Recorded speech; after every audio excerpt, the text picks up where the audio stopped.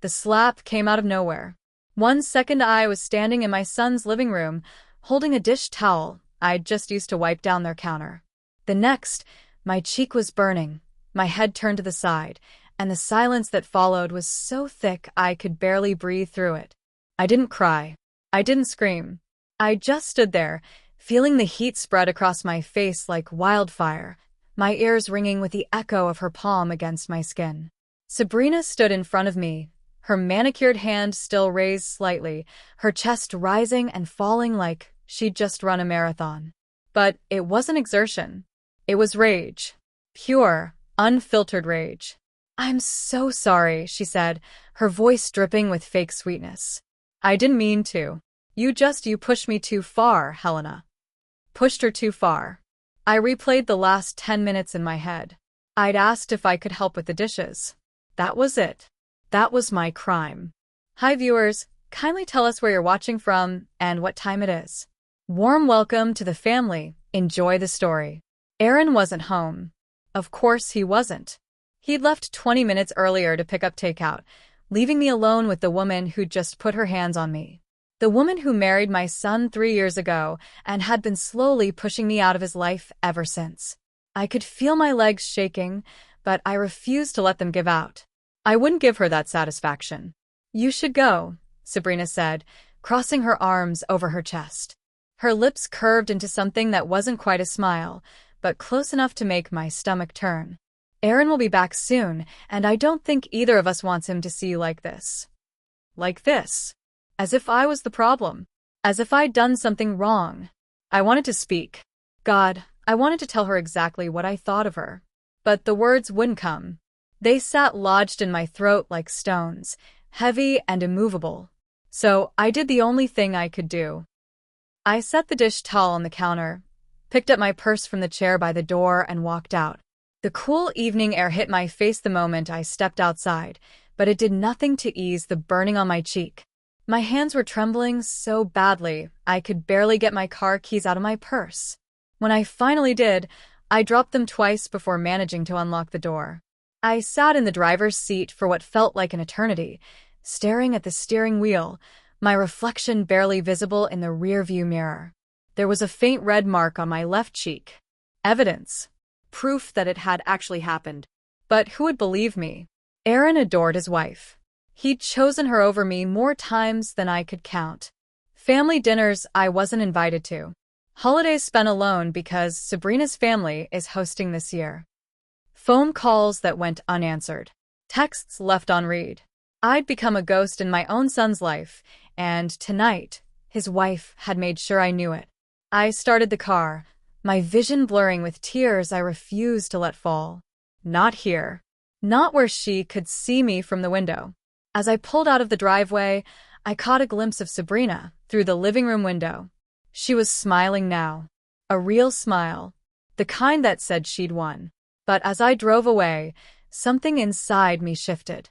It wasn't anger. It wasn't even sadness anymore. It was something colder. Something sharper. I whispered the words to myself, barely audible over the hum of the engine. "You may have forgotten who I am, Sabrina. But I haven't. Have you ever been disrespected by someone you loved? Tell me in the comments. I'd love to know how you handled it."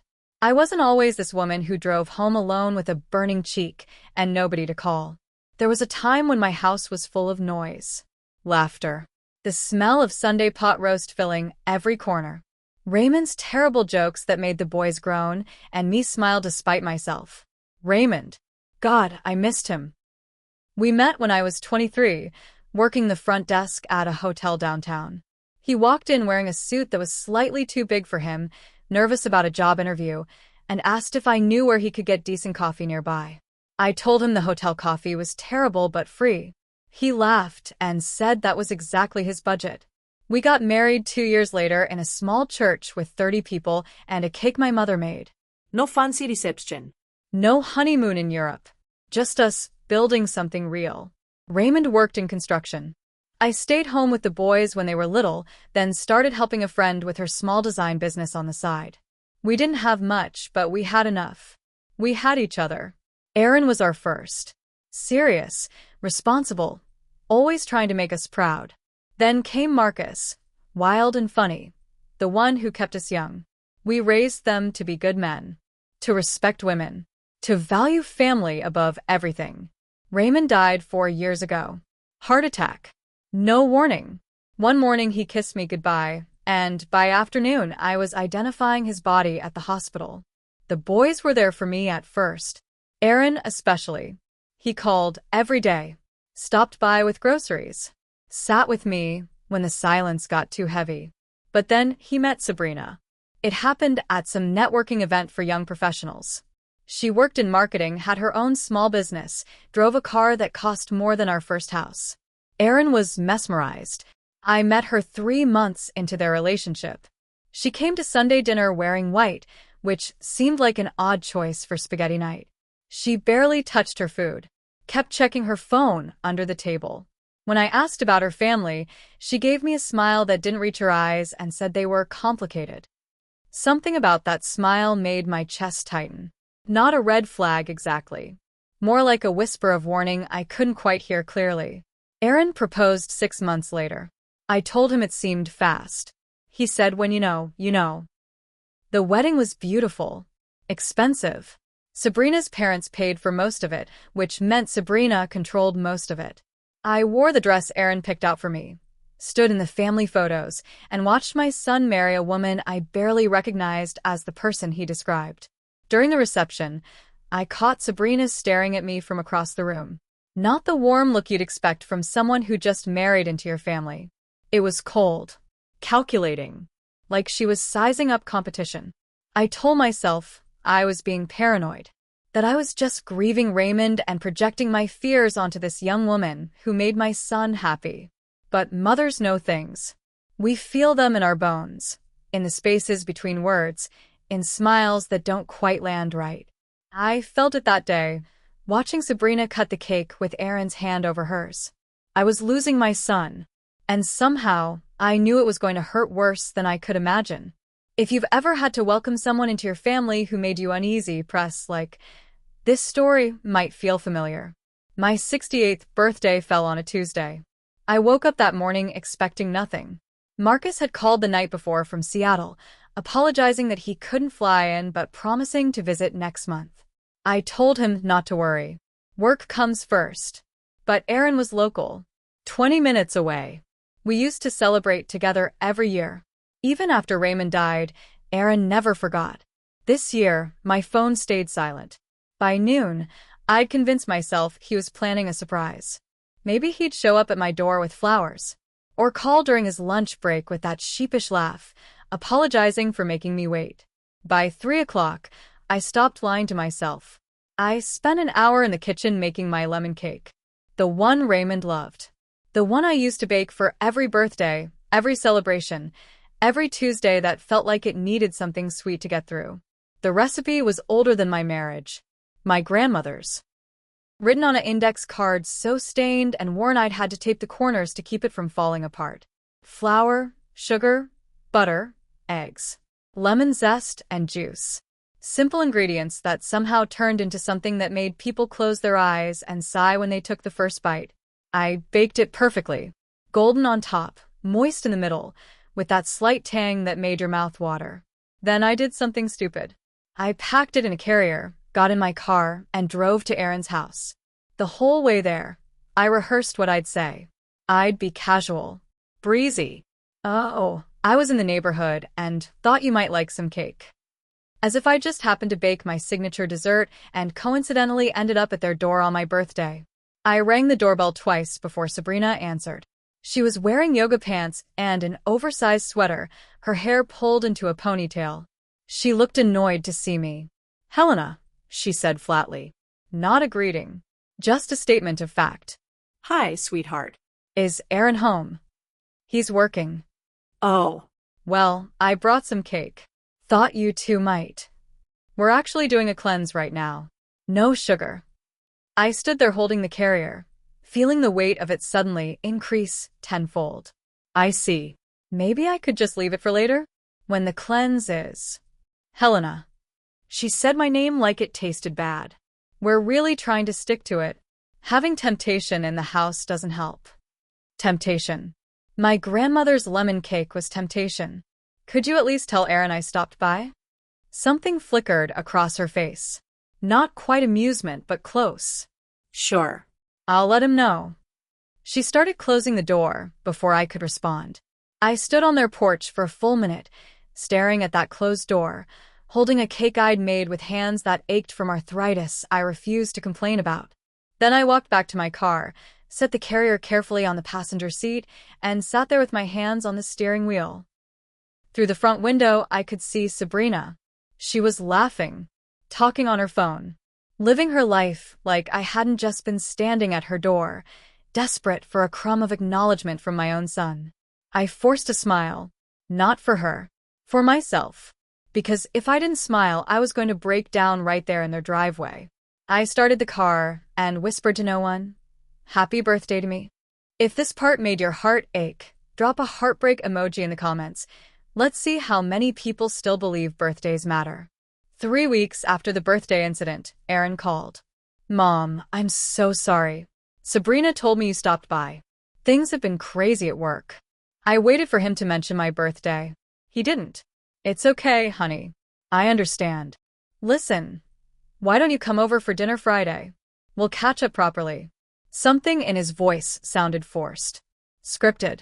But I was so desperate to see my son that I ignored it. I'd love that. Friday came. I wore the blue blouse Aaron once said brought out my eyes. Brought a bottle of wine because showing up empty-handed felt wrong, even though this was supposed to be their apology dinner. Sabrina answered the door in a designer dress that probably cost more than my monthly grocery budget. "Helena, come in." The house smelled like takeout. Not home cooking. Takeout. Aaron hugged me, and for a second, everything felt normal. He was my boy again. The one who used to bring me dandelions from the yard and called them fancy flowers. Sit, sit. "Hope you're hungry." The table was set nicely, I'd give them that. Candles. Cloth napkins. The wine I brought, already opened and breathing.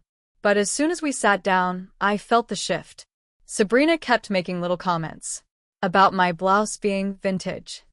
About how she couldn't imagine living in my neighborhood. No offense. About how she and Aaron were planning to travel more now that they didn't have so many obligations. Obligation. Like visiting your mother. Aaron laughed at her jokes. Actually laughed. Like watching his wife belittle me was entertainment. I tried to eat. The food tasted like cardboard. "So, Helena," Sabrina said, refilling her wine glass. "Aaron tells me you used to work. What was it you did again?" "I helped run a design business. Ward and Pine Creations." "Helped run. So you were like an assistant." "I was a partner." She raised an eyebrow. "Interesting. Aaron never mentioned that." Because Aaron didn't know the half of what I'd built. What Raymond and I had sacrificed. What I'd walked away from to raise our boys properly. "It was a long time ago," I said quietly. "And must be hard, looking back at what you used to be." The words hit like a slap. Different from the physical one, but just as brutal. "Sabrina," Aaron started, but she cut him off. "I'm just saying it must be difficult watching other people succeed when you're just here." Just here. As if my entire life could be reduced to 2 words. I set down my fork. My hands were shaking again. "I should go." "Oh, don't be dramatic." Sabrina leaned forward, her eyes glittering with something dark. "You're so sensitive, Helena. Always playing the victim." "I'm not. You are. You show up uninvited with your sad little cakes and your needy phone calls. Do you know how exhausting that is for Aaron?" Aaron said nothing. He just sat there looking at his plate like the pattern on the china was suddenly fascinating. I stood up. My chair scraped against the floor, too loud in the silent room. "I'm leaving." Sabrina stood too. "You're pathetic, Helena." The word hung in the air between us. Pathetic. Then she raised her hand and slapped me. Hard. Across the same cheek she hit before. This time, I tasted blood. Aaron shot up from his chair. "Sabrina, what the hell?" She was disrespecting me in my own home. I touched my cheek. Felt the warmth. The sting. The unmistakable proof that this wasn't a nightmare I'd wake up from. I'm sorry you feel that way, I heard myself say. Calm. Too calm. Then I walked out for the second time, leaving my son and his wife in that dining room with their expensive takeout and their cheap cruelty. But this time, as I got in my car, I didn't cry. I didn't whisper sad words to myself. I made a promise instead. What would you have done in Helena's place? Speak your truth below. I'm curious to see who would have walked out and who would have spoken up. I didn't sleep that night. I sat in Raymond's old chair, the one I'd kept in the corner of the living room because getting rid of it felt like erasing him completely. I sat there with a cup of tea I never drank, staring at the wall where our family photos used to hang. Most of them were in boxes now. I'd taken them down after Raymond died because looking at his smile every day felt like torture. But that night, I got up and pulled out the boxes. Dug through until I found the photo I was looking for. Raymond and me, standing in front of the Ward and Pine office. It was our 10th anniversary in business. We were holding a bottle of champagne, both of us grinning like idiots who'd just won the lottery. Ward and Pine Creations. We'd started it with money we didn't have and dreams that seemed ridiculous. Raymond handled the construction and restoration side. I managed the design and client relations. We built furniture. Not the cheap particle board stuff you see everywhere now. Real furniture.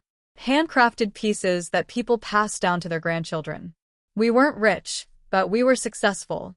Successful enough that when Aaron wanted to start his own business, we helped. When Marcus needed tuition money, we covered it. Successful enough that when Sabrina came to us 3 years ago with her marketing company on the verge of bankruptcy, we gave her a loan. $52,000. Signed contract. Legal terms. Raymond had died by then, but I still had the business since he'd taught me. The loan terms were clear. Monthly payments for 3 years. If she defaulted, ownership transferred to the lender. Me. Sabrina had made exactly 4 payments before stopping. I de 100 reminders. Gentle ones at first, then firmer. She'd ignored every single one. I'd let it go because she was Aaron's wife. Because family didn't take each other to court over money. Because I'd wanted to believe she'd eventually do the right thing. But sitting there at 3 in the morning with a bruise blooming on my cheek, I realized something Raymond used to tell me. Helena, being kind doesn't mean being weak. Sometimes the kindest thing you can do is show someone exactly who they're dealing with. I went to my filing cabinet. The one I'd organized and reorganized 100 times because staying busy kept the grief at bay. Found the folder marked Sabrina, business loan. Pulled out the contract. Read through the terms I'd almost forgotten about. The clause Raymond had insisted on including, the one I'd thought was overkill at the time. In the event of default exceeding 90 days, full ownership of Sabrina Chen Marketing Solutions transfers to Ward and Pine Holdings, along with all assets, client contracts, and business operations. I counted back. The last payment had been 33 months ago. 90 days had passed about 2 years and 9 months ago. Legally, I'd owned her company for almost 3 years. I just hadn't enforced it. I read the contract twice more, making sure I understood every word. Then I picked up my phone. It was 4 in the morning, but I sent the email anyway. To Alan Hayes, the lawyer Raymond and I had used for decades. The one who'd handled the business, the estate, everything. Mr. Hayes, I need to enforce a contract. Can we meet Monday morning? It's time. I hit send before I could change my mind. Then I looked at the signature at the bottom of the loan document. Sabrina's signature, looped and confident, next to the date she'd promised to honor the terms. I ran my finger over it. Traced the S in her first name. You forgot who I am, I whispered to the empty room. But I'm about to remind you. If you believe in quiet karma, hit that like button because things are about to turn. Chapter 6. Mr. Hayes called me back within an hour of my email. Helena, I've been waiting for this call for 3 years. We met that Monday in his office downtown. Same leather chairs Raymond and I used to sit in when we were building the business. Same smell of old books and coffee. Hayes spread the contract across his desk like a map to buried treasure. This is airtight. She signed it. Witnessed. Notarized. The default period has long passed. He looked up at me over his reading glasses. You own her company, Helena. You have for years. Can we do this quietly? We can do it however you want. But legally, you don't even need to notify her. The contract already transferred ownership upon default. What does that mean exactly? It means Sabrina Chen Marketing Solutions belongs to you. Every client, every contract, every asset, the business license, the bank accounts, the office lease, all of it. My hands were steady when I signed the paperwork. No shaking this time. How long until everything's official? It already is. We're just filing the documentation with the state. Should be complete by end of week. I thanked him, paid his fee, walked out of that office feeling something I hadn't felt in 4 years. Power. Not the cruel kind Sabrina wielded. Not the kind that needed to humiliate others to feel big. The quiet kind. The kind Raymond taught me. The kind that knew its own worth and didn't need to shout about it. I went home and didn't tell anyone. Not Marcus. Not Aaron. Not the neighbor who always asked too many questions when I checked the mail. I just waited. Meanwhile, Sabrina kept posting on social media. Photos of her office. Captions about building an empire and boss babe energy. Client testimonials she'd probably written herself. She had no idea the empire she was bragging about wasn't even hers anymore. 2 weeks later, an envelope arrived. Heavy cardstock. Gold lettering. It was an invitation to the annual Marketing Excellence Gala, the biggest event in the industry around here, where all the successful business owners came to show off and network. Sabrina's company was being honored. Rising Star Award for businesses under 5 years old. She was going to be on stage, accepting an award for a company she didn't legally own. I looked at the invitation for a long time, ran my finger over the embossed letters. Then I called Mr. Hayes. I need you to send formal notification to Sabrina, to the gala organizers, to everyone who needs to know. When? The day before the gala. I could hear the smile in his voice. Helena, you're more like Raymond than you know. Is that legal? Waiting until then. Perfectly legal. And perfectly timed. I hung up and stared at that invitation. At Sabrina's name printed in elegant script. The universe had handed me the perfect stage. I was just going to use it. Do you feel the storm brewing? Comment, Justice, if you think Helena's doing the right thing. The gala was on a Saturday night at the Riverside Convention Center. I hadn't been to an event like this in years. Probably not since Raymond and I attended the Chamber of Commerce dinner the year before he died. I bought a new dress. Navy blue, simple but elegant. Had my hair done at a salon for the first time in months. Even wore the pearl earrings Raymond gave me on our 30th anniversary. When I looked in the mirror, I saw someone I'd almost forgotten. The woman who used to walk into business meetings and command respect. The woman who built something from nothing and didn't apologize for it. Mr. Hayes had sent the notifications Friday afternoon, 24 hours before the event. Sabrina knew by now. The gala organizers knew. Anyone who mattered knew. But the show would go on. The award would still be presented. And I was going to be there to see it. I arrived just as cocktail hour was ending. The room was massive. Crystal chandeliers. Round tables with white linens. A stage with a podium and a screen showing sponsor logos. People were mingling. Champagne glasses catching the light. Laughter echoing off the high ceilings. I found my table near the back. Kept my head down. Didn't need attention yet. Then I saw her. Sabrina was at a front table, wearing a red dress that probably cost more than my car payment. Her hair was in an updo. Makeup perfect. Smiling and laughing with people who thought she was somebody. Aaron was next to her. My son, in a suit I'd never seen before, looking proud of his wife. My chest tightened. Not from fear. From something else. Something that felt like grief and fury mixed together. The lights dimmed. Someone tapped a microphone. Ladies and gentlemen, please take your seats. We're about to begin. The ceremony started with speeches.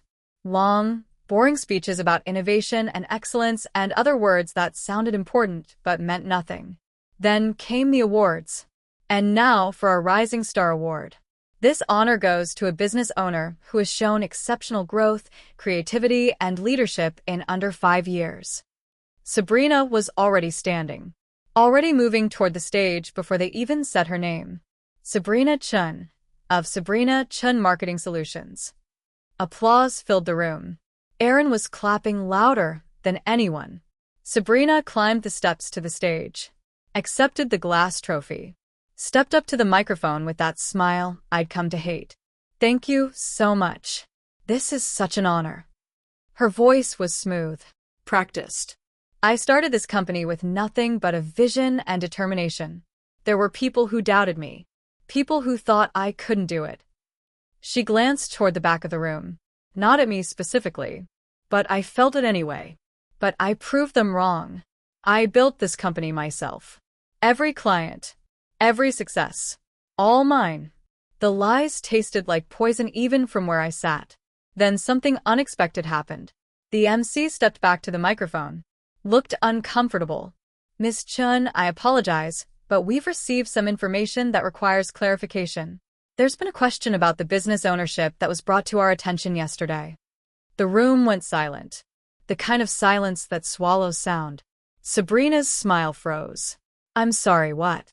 "We've been informed that as of 3 years ago, legal ownership of Sabrina Chin Marketing Solutions transferred to Ward and Pine Holdings due to loan default. Is that accurate?" I watched the color drain from her face. No, that's not. The documentation was filed with the state last week. We have copies if you'd like to review them." Aaron was standing now, looking confused, looking at Sabrina like he'd never seen her before. That's when I stood up. The movement caught attention.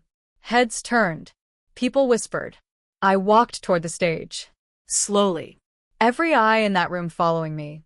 Sabrina saw me. Recognition hit her like a physical blow. "Helena?" I climbed the stairs. My legs didn't shake. My voice didn't waver. The MC handed me the microphone without a word. I looked out at the crowd, at all these successful people who didn't know my name, who had no idea who I was. Then I looked at Sabrina. "My name is Helena Ward. I'm the owner of Ward and Pine Holdings. And yes, I own this company. I have for 3 years, ever since Ms. Chin defaulted on the loan my late husband and I gave her to save her failing business." Gasps rippled through the audience like waves. I didn't come here to embarrass anyone. I came because I wanted to see what she'd built with money she never paid back, with a company she doesn't actually own.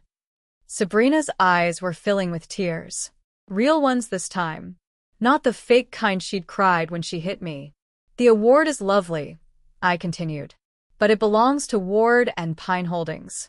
Not to someone who forgot that success built on lies isn't success at all." I handed the microphone back, took the trophy from Sabrina's frozen hands, and walked off that stage to absolute silence. Then slowly someone started clapping. Then another person. Then the whole room was applauding. For me. For truth.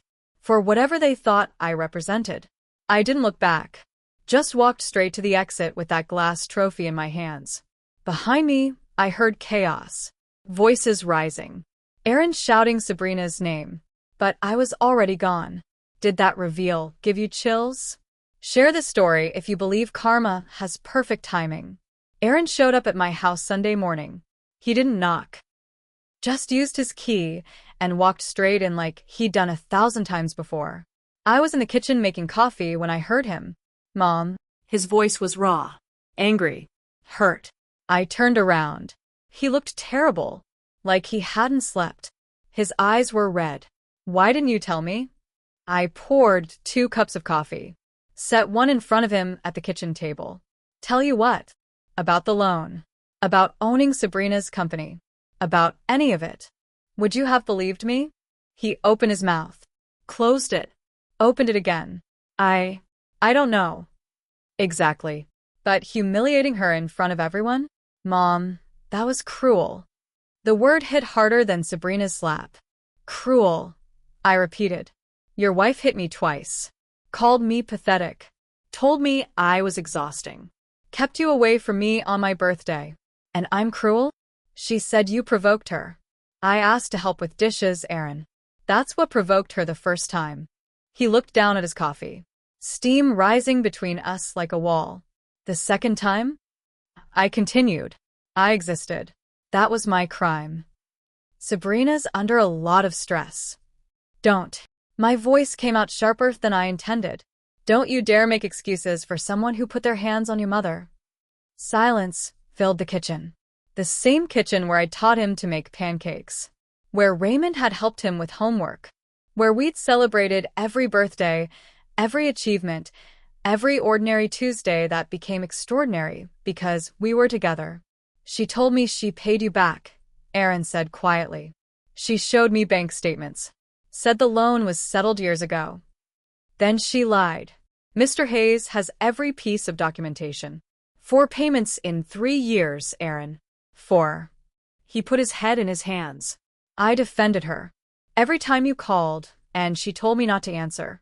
Every time you wanted to visit, and she said it wasn't a good time. I chose her. I know. I chose her over you. I know, baby. The nickname slipped out. The one I used when he was little and scraped his knee or had a bad dream. He looked up at me. My son. My firstborn. The boy who used to bring me flowers and tell me I was the prettiest mom in the world. I'm sorry, he whispered. I know you are. What do I do now? That was the question, wasn't it? What do you do when the person you built your life with turns out to be someone else entirely? That's not for me to decide.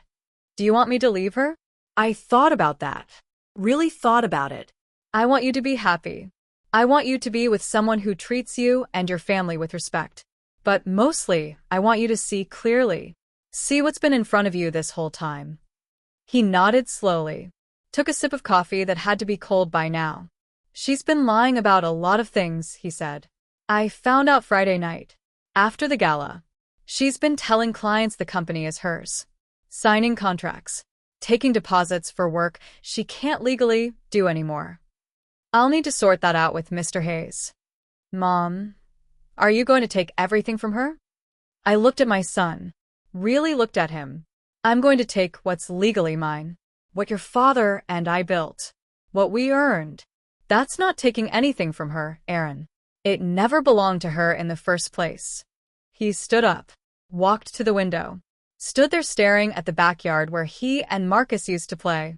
She's my wife, he said. I know, but you're my mother. I know that too. He turned around. Tears on his face. Maybe you were right about her. Maybe I should have listened. I walked over to him. Put my hand on his cheek. The same way I used to when he was small and the world felt too big. Mom, he whispered. Maybe you were right. If this conversation touched you, leave a cloud emoji and tell me what you'd say to your own parent in this situation. Sabrina left town 3 weeks later. I heard about it through Aaron. She'd packed up, moved back to wherever she came from, left him with divorce papers and a mess to clean up. He was hurt, angry, relieved. All of it at once. We had dinner that night. Just the 2 of us. Nothing fancy. Just spaghetti at my kitchen table like old times. I signed the papers, he told me. Didn't fight it. What's the point? I'm sorry it ended this way. Are you? I'm sorry you're hurting. But no, I'm not sorry she's gone. He almost smiled. Fair enough. Marcus flew in for the weekend. Said he needed to see us both. Make sure his big brother wasn't falling apart. The 3 of us sat in my living room, and for the first time in years, it felt complete. As for the company, I did something I never expected. I rebranded it. Heritage and Grace Designs. Not Ward and Pine anymore. That was Raymond's dream. Mine too once. But this was something new. I specialized in helping women over 50 start their own businesses. Women who'd spent decades raising families, supporting husbands, putting everyone else first. Women who'd been told they were too old, too inexperienced, too late to start something new. I gave them what Raymond gave me. A chance. Belief. Resources. My first client was a woman named Margaret who wanted to start a catering business at 62. Everyone told her she was crazy. I gave her a loan. No interest for the first year. Flexible terms. And mentorship. She paid me back in full within 2 years. Now she's got 3 food trucks and a restaurant downtown. That became my business. Not selling furniture, selling hope. One afternoon, about 6 months after the gala, I was working in my home office when the doorbell rang. I opened it to find a courier with an envelope. Hand-delivered. Expensive paper. Inside was a letter from Sabrina. My hands didn't shake when I opened it. I was past that now. The letter was 2 pages. Her handwriting not typed, like she wanted it to feel personal. It started with "Dear Helena" and ended with "I hope you can forgive me." In between was a mix of excuses and apologies that didn't quite land right. She was sorry for how things ended. Sorry for the misunderstandings. Sorry that we couldn't see eye to eye. Not sorry for hitting me. Not sorry for the cruelty. Just sorry things didn't work out the way she planned. The last paragraph caught my attention. I know you think I'm a bad person. Maybe I am. But I was scared. Scared of failing. Scared of not being enough. Scared that if I showed weakness, everyone would see the truth. That I was just pretending to be successful. You had everything I wanted. Respect, family, history. I hated you for it. And I'm sorry. I read that paragraph 3 times. Then I folded the letter carefully, put it back in the envelope, and placed it in a drawer. I didn't respond. Didn't need to. Some apologies aren't meant to be accepted or rejected. They're just meant to exist. That night, I sat in Raymond's chair with a cup of tea and looked at the photo of us in front of the old office. We did it, I whispered. Not the way we planned, but we did it. I could almost hear his laugh. That deep, warm sound that used to fill our house. The doorbell rang again. I wasn't expecting anyone.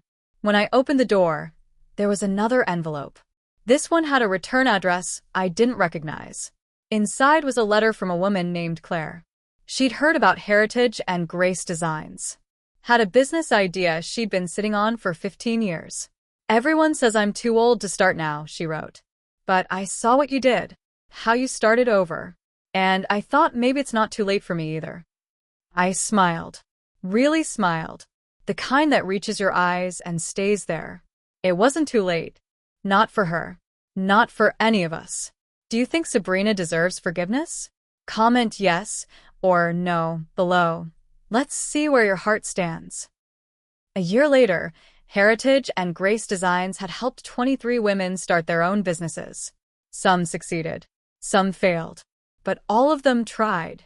And that was what mattered. Erin was doing better. Dating someone new.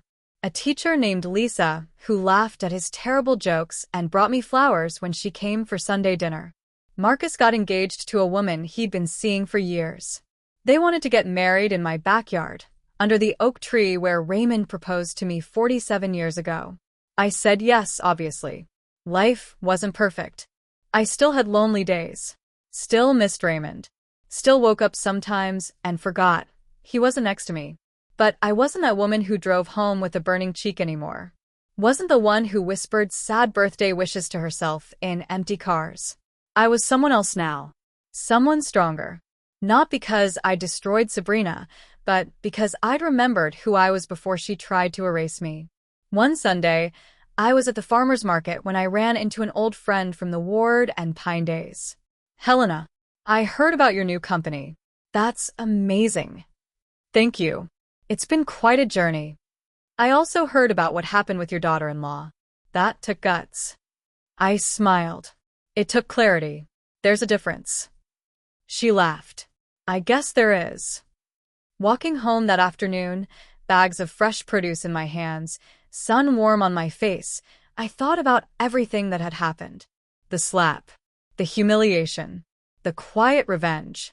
The aftermath. People love to talk about justice like it's loud. Like it's fists and shouting and dramatic confrontations. But real justice is quieter than that.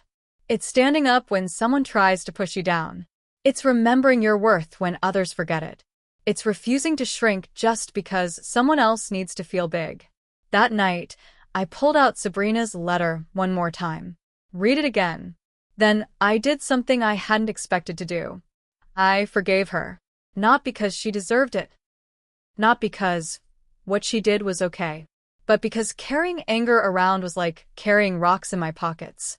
It just made me heavy. I forgave her and let it go. Released it into whatever space old grievances go when we're finally done with them. That didn't mean I forgot. Didn't mean I'd welcome her back into my life if she showed up tomorrow.